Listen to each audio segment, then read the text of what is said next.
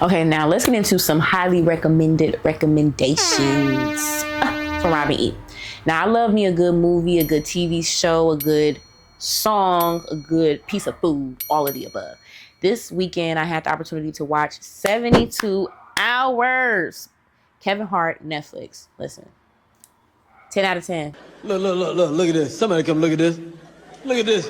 I'm not gonna lie to you. This was absolutely a great movie. Now, I was not expecting for it to be that good. It's corny, but it's the good type of corny that you like, okay? Joe! You good?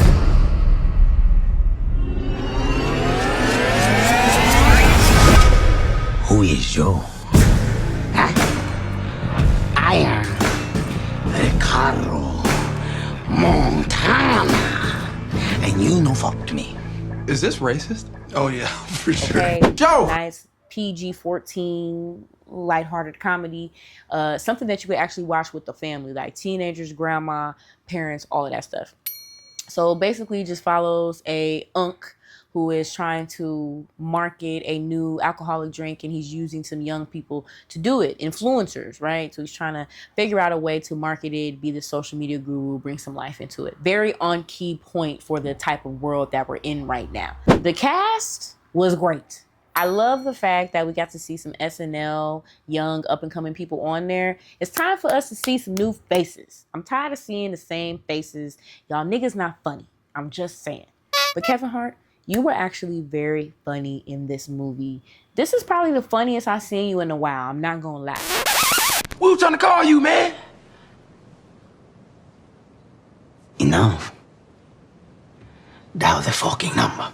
Okay. Dial it. Yeah, okay. Put it on speakerphone. What? Put it on speakerphone. Do what he says, man. Put it on speakerphone. Gonna lie. Now, I don't know if it's because you was around some new comedy, you know what I'm saying? Young comedians, rather. So you had to kind of bring your A game. But this was like some of the best Kevin Hart, raw, authentic I've seen from him in movies in a very, very long time. So if you're looking for a good chuckle, something with rewatch value, again, something you can watch for everybody, 72 Hours, highly recommend, 10 out of 10. Also, Cuba Gooding Jr.'s son. What the First off, Cuba, I didn't know you were capable of reproducing genes like that, but you did that on that one. Yeah. Another highly recommended watch is The Vampire Lestat, okay? Season 3 of Interview with the Vampire. So this is a near and dear, highly recommended view. It is close to my heart, okay? I grew up watching Interview with the Vampire, the movie adaptation from the book by Anne Rice. Rest in peace, my dad. He put me onto this movie. This was probably like the first R-rated movie that I actually watched as a child. It's your coffin, my love. Enjoy it. Most of us never get to know what it feels like. Why do you do this? I like to do it. I enjoy it. Take your receipts, taste pure things. Kill them swiftly if you will. But do it! For do not doubt! You are a killer, Louis!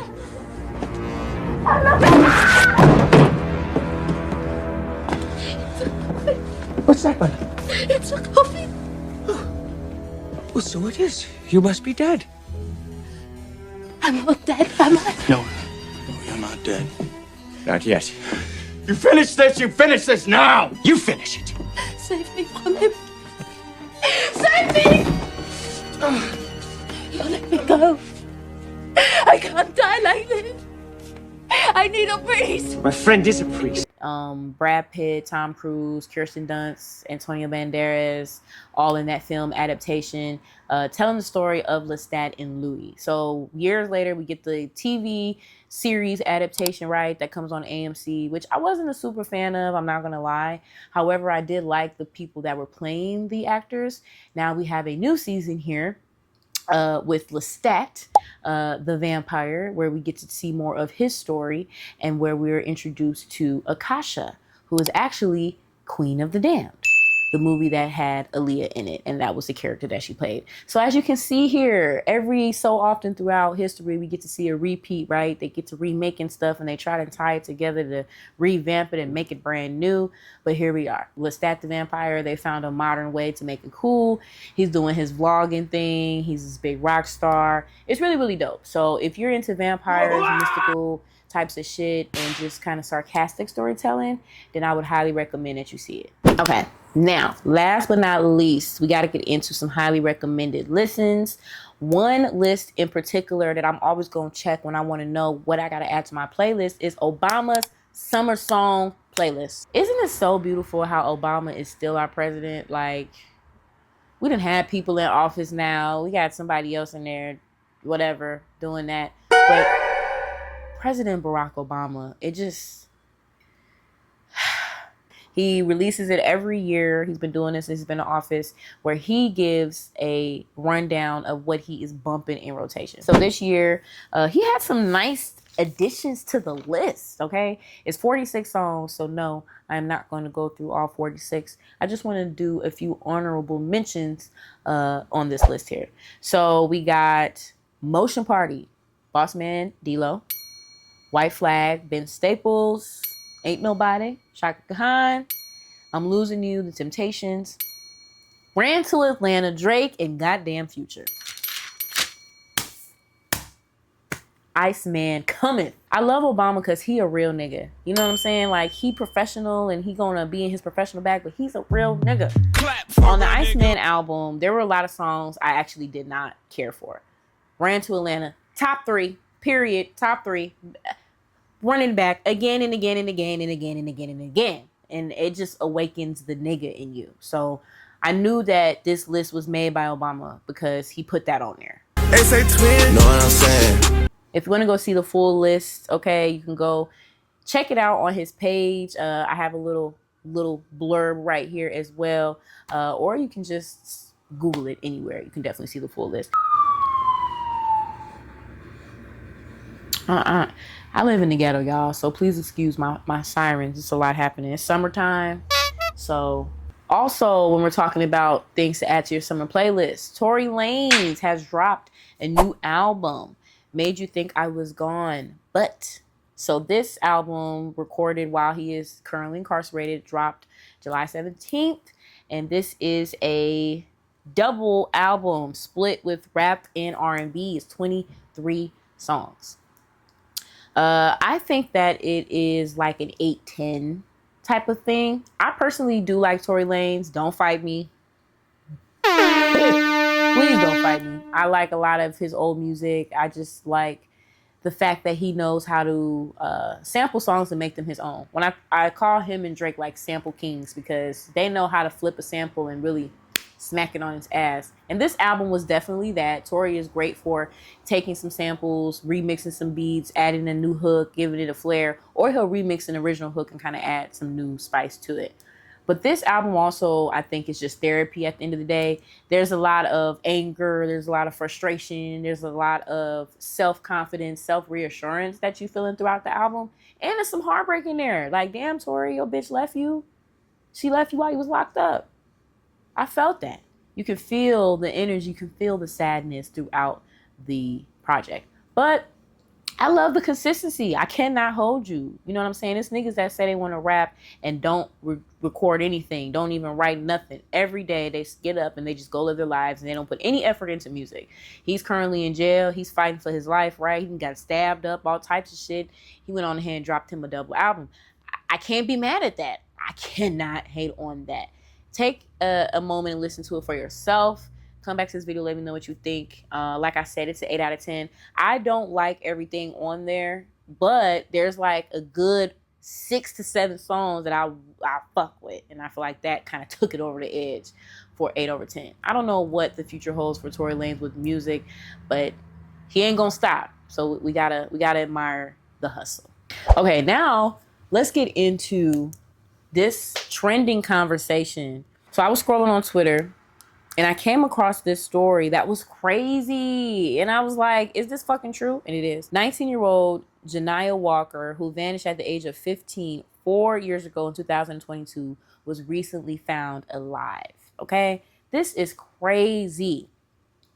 So she vanished from a Chicago movie theater on June 23rd, 2022. And she was found alive in Blacksburg, Virginia, after being held captive for 4 years. Law enforcement officials announced the breakthrough following a 9/11 domestic disturbance call that led to her self-identification and rescue. Her captor, 37-year-old Owen Anderson, has been arrested and charged in Wisconsin with kidnapping by deceit, child abduction, and child enticement. Anderson began communicating online with Janiyah when she was 12 years old, eventually grooming and blackmailing her. In June 2022, Anderson arranged and paid for an Uber to transport Janiyah from her home in Milwaukee, Wisconsin, to a movie theater in Chicago. Upon her arrival, Anderson confiscated and disposed both of her personal cell phones and burner phones he had previously mailed to her. Anderson took her to his home in Blacksburg, Virginia, where she was subjected to physical and sexual abuse for 4 straight years. Listen, that is crazy as hell. Like, oh my God. Can you believe that you went missing for 4 years? No one knows where you're at. Everybody assumes the worst. And then you're found alive. Not well by any means, but alive. That is a miracle in itself. I'm happy that she was found alive and in one piece. I hope that this man gets what he deserves. But again, this is us going back to choices, all right? We have got to make sure we teach our young girls about the choices that they make. There's no reason that she should have been talking to this grown-ass man to the point where he was able to groom her consistently to where she left the damn house. He done took this young girl across the state line. You know what I'm saying? Like, that's crazy. But if we take more time to teach our young girls the importance of verifying people, verifying information, figuring out who it is that you're talking to, then we wouldn't even get in these types of situations. So just a reminder to make sure that you are communicating with your kids about who they're talking to. Make sure they're familiar with feeling uncomfortable. Stranger danger, okay? Stranger danger is fucking real, y'all. Like, oh my God. So I got to get into some upcoming Chicago events before we go. Chicago Cultural Ball is back August 15th, baby. We are in the building. Pillow Talk Podcast will definitely be there showing support, dressed to impress. This will be at the Obama Presidential Center that just opened up, so I'm excited. I have not been there yet, so this will be my first time. Some honorees include Trez Van Pugh III, Sip and Savior, Darrell Spencer, Crown, Skin, and Tone Capone, along with lots of others. The Chicago Cultural Ball is an amazing opportunity for entrepreneurs and movers and shakers to connect, and it really motivates us to want more, right? We don't always have to go to the club and get fucked up. When you start elevating your life and you start getting more opportunities and different chances to thrive and grow, you got to elevate your whole life. It can't just be one moment. It has to be all the time. So make sure you guys go and get your tickets right now. They are limited. It's going to be an amazing night. Also got to give a shout out to the Writers Room, okay? Chicago, y'all doing it right now on pushing the creatives. Shout out to Cassis Tay, an amazing artist, entrepreneur, creator, creative director for creating the Writers Room, which is an opportunity for creatives of different writing facets to come together. I am personally excited to see this grow. As an entertainment writer, I want to come and vibe and just really see how everybody else is thinking, how they're expressing themselves, kind of sharpen my pen skills. If you're looking for a community in Chicago, if you're looking for a creative collective of people who are truly genuine about their shit, I highly recommend that you go to the Writers Room August 11th and bring your best shit, because this is absolutely where you want to be. Also, gotta remind you guys that I do have media prompts, okay? You guys can check out my Beacon page if you're just looking for a way to start creating content. If you have some speeches coming up and you just kind of need some thought-provoking tips or prompts, go and check out that book right now. It is on sale. You can go and purchase that as well, or you can inbox me about consultations if you're needing social media management. I am also your girl. I specialize in creating authentic content that is genuine to your brand and to your service. Currently getting other social media managers in different jobs and organizations. So if you're just looking for a social media manager and you need help finding a good one, I can find you a great one. Y'all, choices. That's all we got. And the choices that we make today define who we are tomorrow. Sending love and light.